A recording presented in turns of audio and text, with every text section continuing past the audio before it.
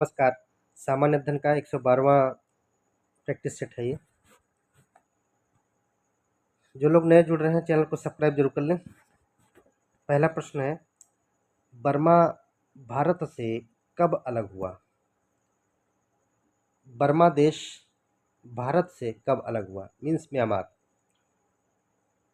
अप्रैल 1937 में, अप्रैल 1930 में, अप्रैल 1947 में या अप्रैल 1946 में? तो बर्मा भारत से जब अलग हुआ तो वह सन था अप्रैल 1937। ये नंबर सही रहेगा। श्रवणबेलगोल में बाहुबली की मूर्ति का निर्माण किसने कराया? कई बार प्रश्न आता है, परीक्षाओं में आ ही चुका है ये। राजराज प्रथम ने, चामुंडा राय, मिहिर भोज या हर्षवर्धन? किसने मूर्ति का निर्माण कराया? तो चामुंडा राय ने करवाया। कौन थे चामुंडा राय? ये गंग शासक थे चामुंडा राय, और कर्नाटक के श्रवणबेलगोल में बाहुबली की मूर्ति का निर्माण भव्य मूर्ति है। मौर्य साम्राज्य में वन विभाग का प्रमुख कहा जाता था। वन विभाग का प्रमुख कहा जाता है किसमें? मौर्य साम्राज्य में क्या कहा जाता था?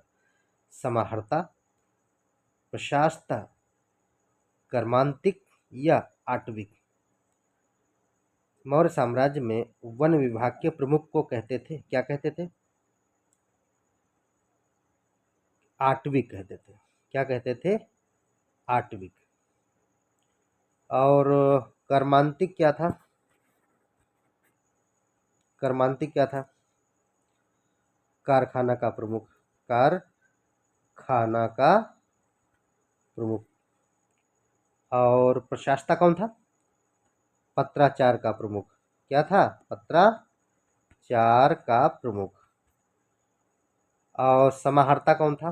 राजस्व अधिकारी था। राजस्व अधिकारी था समाहर्ता। नेक्स्ट, तानसेन का वास्तविक नाम क्या था? तानसेन का वास्तविक नाम क्या था? राम भजन, राम तनु पांडे, राम निवास गोस्वामी, रामधनु मिश्र? क्या था वास्तविक नाम तानसेन का?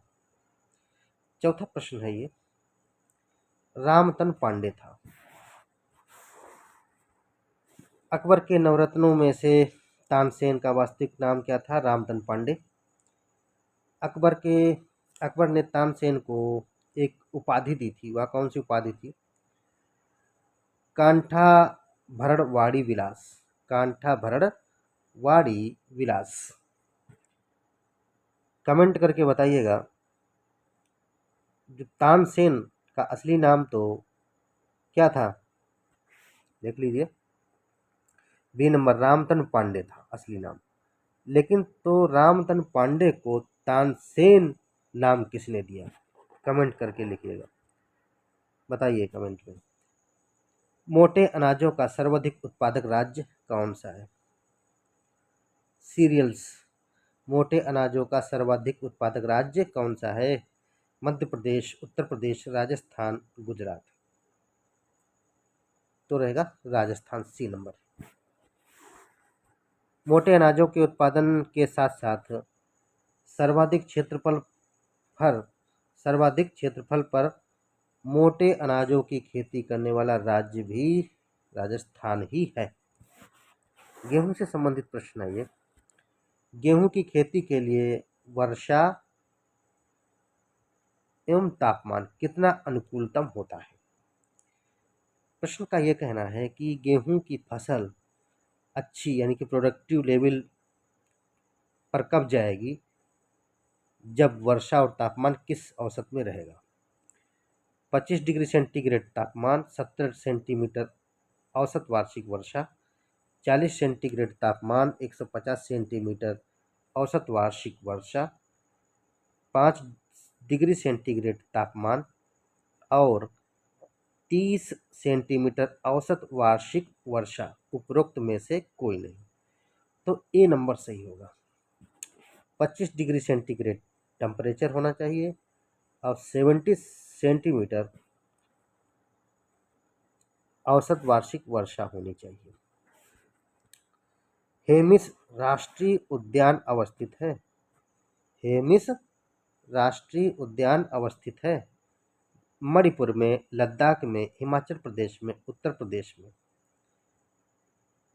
7वां प्रश्न रहेगा, हेमिस राष्ट्रीय उद्यान लद्दाख में है। कहाँ है? Ladakh, B number. हेमिस राष्ट्रीय उद्यान वर्ष 1981 में लद्दाख में गठित हुआ। 1981 में कहाँ गठित हुआ? लद्दाख में। हेमिस नेशनल पार्क, ऊंचाई के साथ तापमान में एक गिरावट होती है। ऊंचाई पे जितना बढ़ेंगे उतना गिरावट होगी, लेकिन सभी जगह गिरावट नहीं होती। ऊंचाई पर जाने से यहाँ पर जो आवरण है गैसों के, वायुमंडल के, उसकी बात की जा रही है। बहिर्मंडल में, मध्य मंडल में, सॉरी वायुमंडल में, मध्य मंडल में या समताप मंडल में कहाँ पर एक गिरावट होती है? तो मध्य मंडल में रहेगी।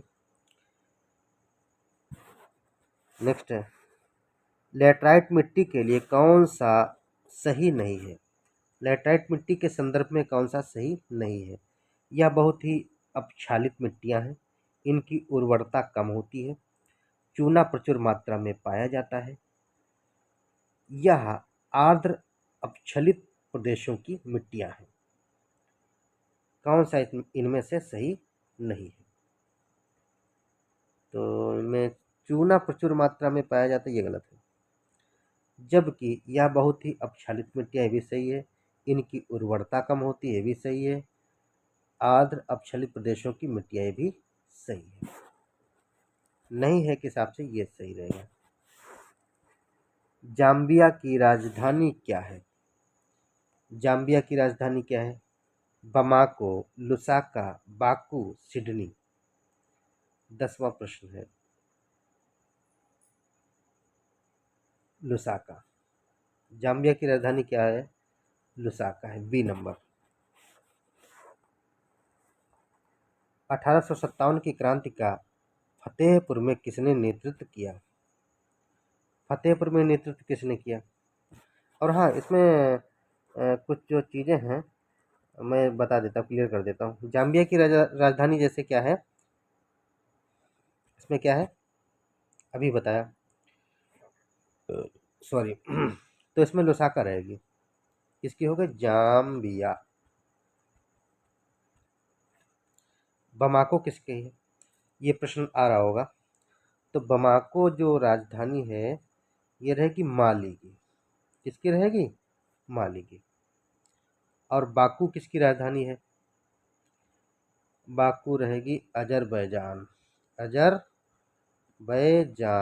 की राजधानी बाकू है। तो सारी चीज़ें क्लियर हो गई। सिडनी तो ऑस्ट्रेलिया का एक शहर है।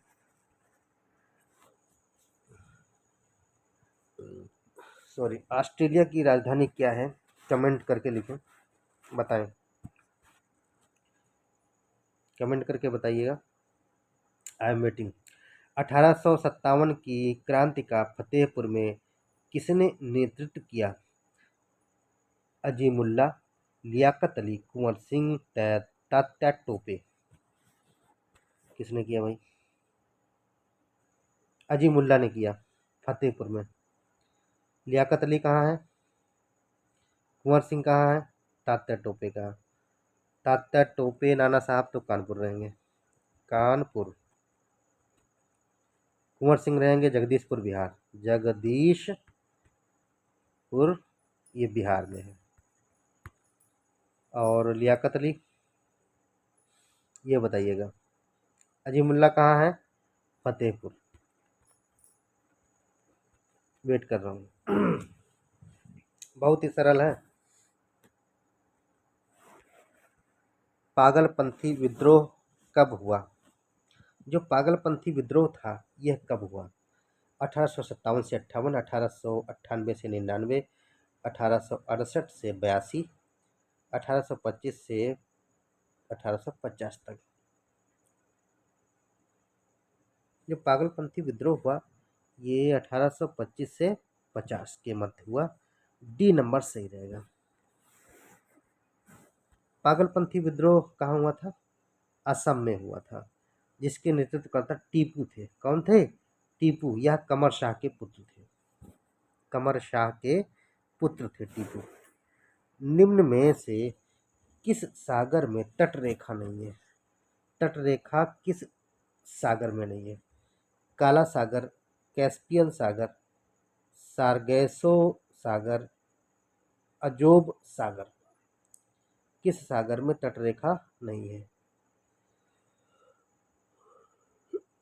सॉरी, सार्गेसो सागर में नहीं रहेगी। सार्गेसो सागर इसको इसलिए कहा गया, सार्गेसो एक प्रकार की घास है, पाई जाती है जो इस सागर में है। तो ये अटलांटिक सागर का ही भाग है सार्गेसो। अटलांटिक महासागर का एक भाग है सार्गेसो सागर। तो उस क्षेत्र में सार्गेसो घास पाई जाती है, एक प्रकार का शैवाल है, इसलिए उसका नाम जो है सार्गेसो पड़ गया। सर्डिनिया, सिसिली, इटली, कोर्सिका से घिरे सागर का नाम है, क्या नाम है? किससे घिरा है सागर? Sardinia, Sicily, Italy, Corsica. वह सागर कौन सा है? एजियन सागर, टेरहेनियन सागर, एड्रियाटिक सागर, लिगुरियन सागर। तो रहेगा टेरहेनियन सागर। बी नंबर सही हो जाएगा। ठीक है। और टेरहेनियन सागर किसका है? भूमध्य सागर का ही एक भाग है, मेडिटेरेनियन सी का ही एक भाग है। रेलवे स्लीपर बनाने में प्रयोग किया जाता है। जो रेलवे का स्लीपर है किस वृक्ष की लकड़ी का उपयोग किया जाता है? किसका प्रयोग किया जाएगा? साल वृक्ष की लकड़ी, पीपल की लकड़ी, शीशम की लकड़ी या नीम की लकड़ी? साल वृक्ष की लकड़ी का प्रयोग किया जाएगा। पुष्टाज घास का मैदान संबंधित है। जो पुष्टाज घास है इस मैदान का संबंध है किससे? ऑस्ट्रेलिया से, ब्राजील से, हंगरी से या न्यूजीलैंड से? किसकी बात हो रही है? 16वां नंबर है। यह हंगरी से संबंधित है। कौन सी घास? पुष्टाज। निम्न में से कौन वनोन्मूलन का कारण नहीं है? वनोन्मूलन का कारण कौन नहीं है? पशुओं द्वारा घास चरना, यानी कि वनों के नष्ट होने का कारण कौन सा नहीं है? पशुओं द्वारा घास चरना, औद्योगिकरण निर्माण में, नीति निर्माण में सतत विकास की अनदेखी, जाति का विलोपन, जाति विलोपन।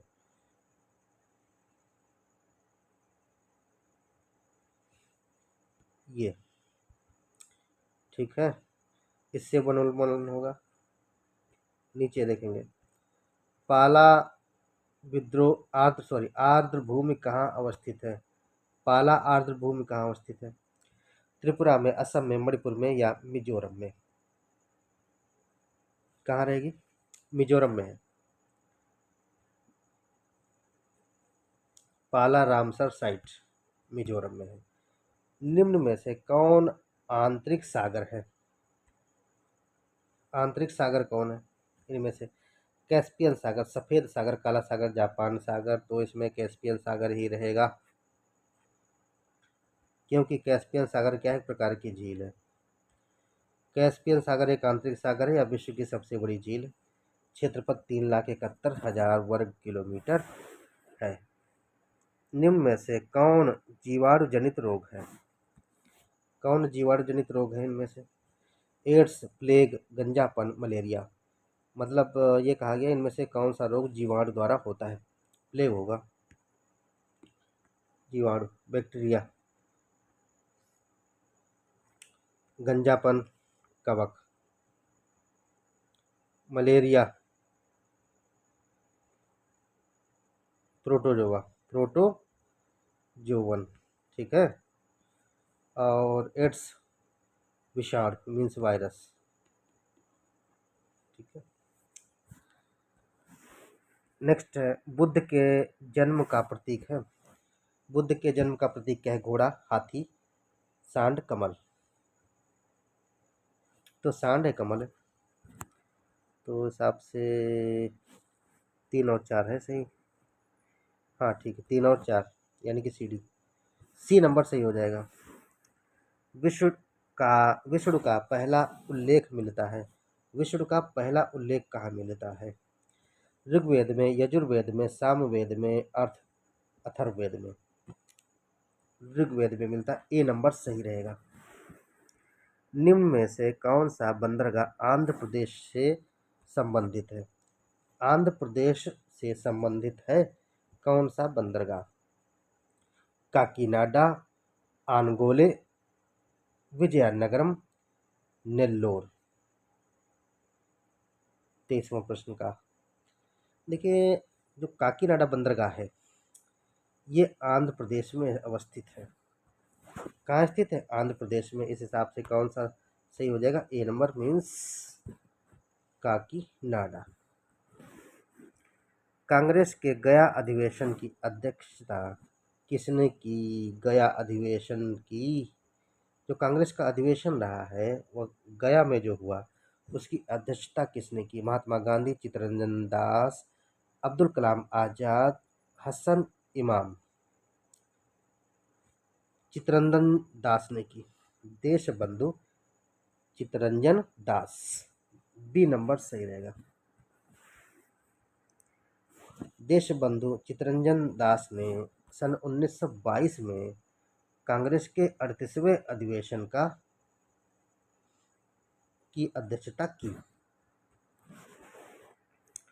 ताना भगत आंदोलन का नेतृत्व किसने किया? ताना भगत आंदोलन, इसका नेतृत्व किसने किया? भगत मुसलियार, जतरा भगत, बख्शी जगबंधु, सेवाराम। तो इसको किया है जतरा भगत ने, बी नंबर सही रहेगा। तो समय आप आगे देख लीजिए, व्याख्या देख लीजिए। ताना भगत जो विद्रोह था, आंदोलन था, 1914 से 1919 यानी कि 5 वर्ष के बीच चला। इसकी अवधि में बिहार में हुआ यह, जिसका नेतृत्व जतरा भगत ने किया। किसने किया? जतरा भगत ने नेतृत्व किया और बिहार में हुआ था।